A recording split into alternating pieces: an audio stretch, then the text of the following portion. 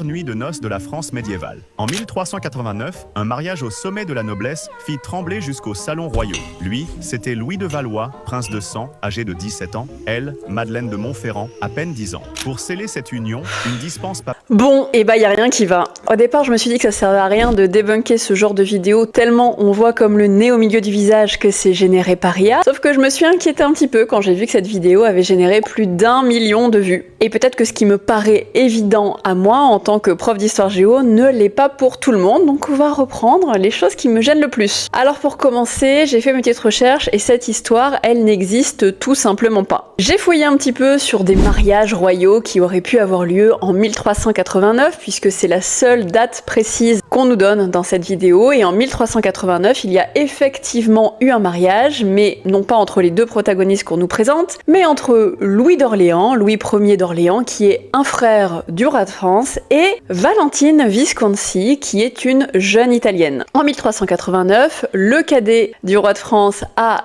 19 ans et Valentine Visconti en a 21 ou 23 selon les sources.